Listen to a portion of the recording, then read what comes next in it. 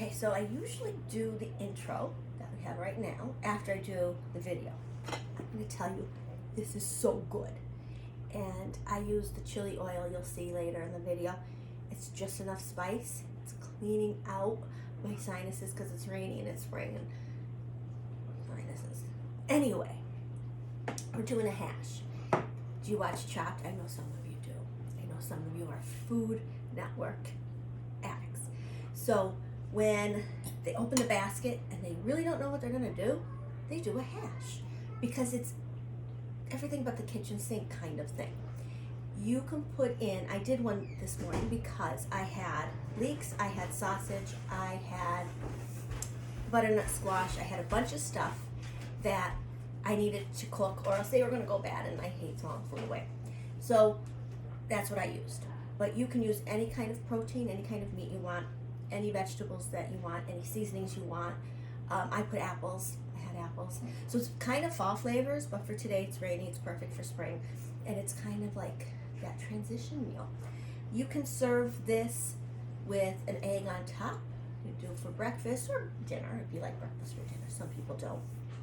You can cook the eggs in the hash. I'll have to tell you how to do that later. Or plain on top of rice or on top of polenta. Oh, I didn't think of that before. Polenta would be really good with this on top of any way you want, or just like I am, right like this for a yummy breakfast, brunch, for the time that it is now. Enjoy it. Okay, so when you're doing the leek, if you don't know already, it's kind of like an onion. You might have some dry outer sides. This one isn't very dry at all. But when I cut it, you would see it probably would stick together, and you can see dirt. So obviously, grows in the ground, if you didn't know that already. And it can be dirty inside, even the grocery store ones. The last couple that I got from Wegmans were filthy inside, like totally like the farmer's market would be. But sometimes from them being sprayed in the produce, they get cleaned. But you can't always count on that. I'm going to keep mine in just rings.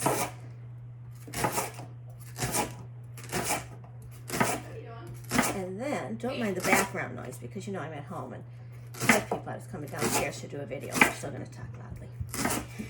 When you get all those rings cut, this one does look pretty clean, but we'll still see a fair amount of dirt. Any that do that, throw that away. It's not going to be soft. And separate your rings, some more to the side, and put them in some cold water. That will help get them all rinsed. Give them a smush smush. And if you sit and wait for a little bit, all the dirt will then go to the bottom of the water, and you could just scoop them out, dry them, and get ready for your sauteing.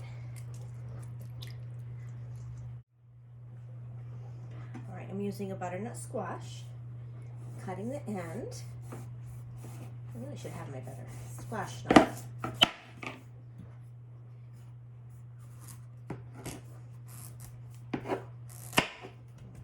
put that to the side. Some people use a peeler, vegetable peeler, to do this. I kind of like to run my knife down the side. And if you've been on Patreon for a while, you've seen this before. Okay, we're going to start our cooking process. So I have my pan heating up first. Remember, always heat the pan, then heat the oil, and then you're going to start your cooking. You're going to start your cooking with the thing that's going to take the longest. I'm going to use my sausage first because the sausage is going to give away a little bit of its oil and fat, and then I can put my squash in. Once that gets nice and hot, I'll put that in. I'm going to use apples. I did not peel them or chop them yet because I have my sausage to brown. I have my squash to cook, and the squash is pretty tough, so it's going to take a little while. I'm going to peel my apples while the squash is cooking. Flavors, anything that you want. I'm going to use some chili pepper olive oil because that's going to add some flavor. These are kind of fall flavors, but it's kind of rainy in April, and like I said, these are things that I have to use up because I don't want them to go bad. I have you have not tried the pomegranate molasses. I'm gonna add some sweetness and some tartness later on. And I might put a little maple syrup in there also, because I think I have a really good maple syrup. So the pan's a little bit warmer. Enter the chili oil. And see what you have in your cupboard. This is about using what you have, using what you've purchased. If you purchased it, most likely you like it, but if you found that you don't like it, then don't use it. It's as simple as I can get for that one. All right, I'll get my oil hot before I put my sausage in. I have bulk sausage. You can use Italian sausage, you can use pork, ground beef, again. Leftover chicken, mix it with stuff, make it a hash. Another way to use a lot of things that you might have left over or sitting around would be a stir fry. So another answer to that question of, oh my gosh, what am I gonna make? And what can I do quickly? And how can I serve it in different ways? So that's part of that. Let me test it and take a little sausage.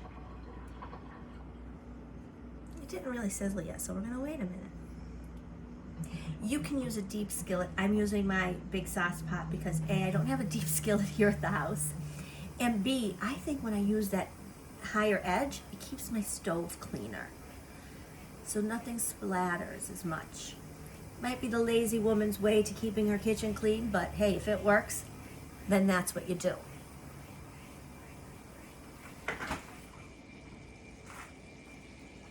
All right, my sausage is starting to sort of starting to sizzle.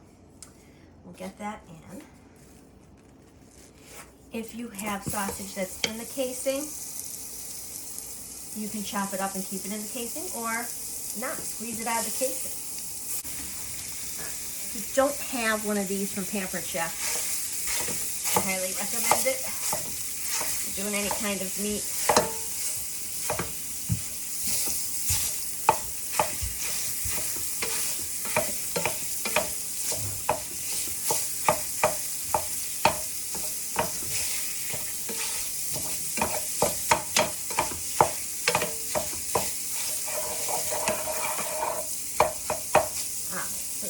Broken up a little bit, and because my squash is going to take a little bit of time, I'm going to pop my squash in now.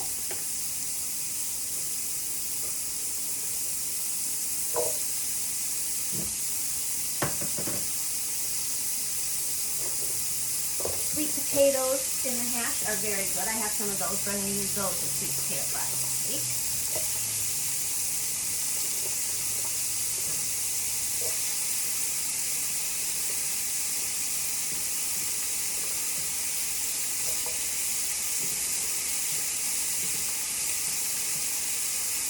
And don't forget your salt and pepper.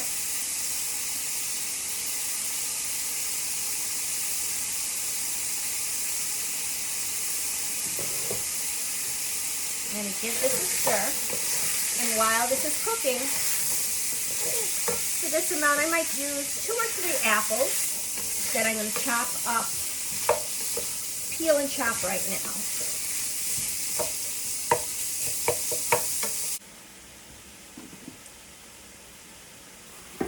My apples. Well, I want my apples to be roughly the same size as the squash. It's not like keeping cooking because the apples are going to cook much faster and they'll break down more than the squash. The squash will keep its shape. These may break down.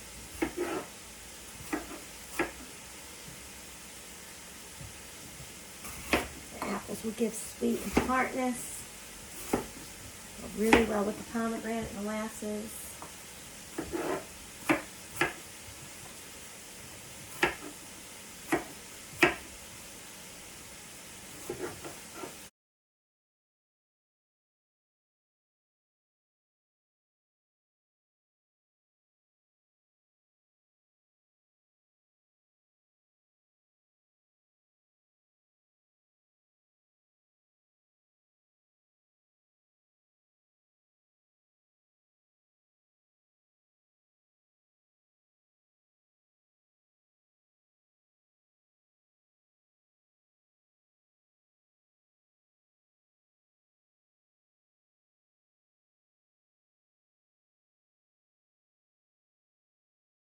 Now that it's done, it has a little bit of sauce on the bottom, not too much. Yummy and delicious.